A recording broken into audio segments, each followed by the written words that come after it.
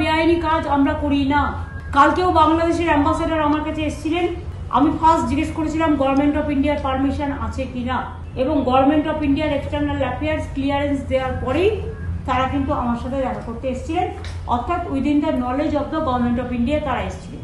লোকেদের কেন এভাবে অত্যাচার করা হচ্ছে? বাংলা ভাষায় কথা বলে অপরাধ করছি আমরা? স্বামী বিবেকানন্দ কি ভাষায় কথা বলতেন? নেতাজি সুভাষচন্দ্র বসু কি ভাষায় কথা বলতেন? রবীন্দ্রনাথ ঠাকুর কি ভাষায় কথা বলতেন? সব ভুলে গেছে এরা। স্বাধীনতা আন্দোলনে সবচেয়ে অগ্রণী ভূমিকা কারা নিয়েছিলেন?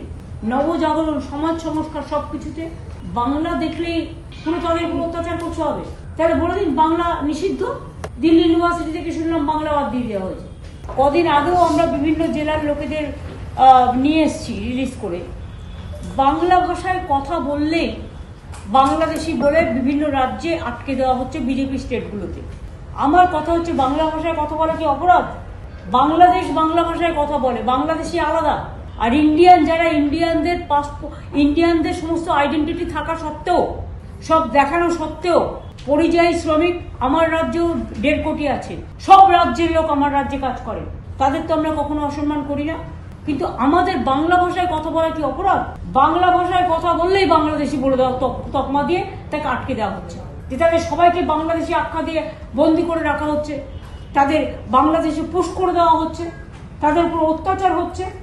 আরে বাংলাদেশি ভাষা আলাদা।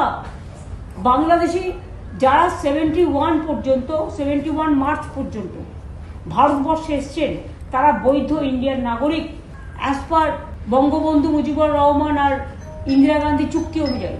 তখন তারা ছিলেন, তারা দুদেশের দায়িত্বে ছিলেন, এখন নেই। আজকে আমার কাছে খবর এসেছে প্রায় 300 থেকে 400 পরিযায়ী শ্রমিককে রাজস্থানের একটি ভবনে বন্দি করে রাখা হয়েছে, আটকে রাখা হয়েছে।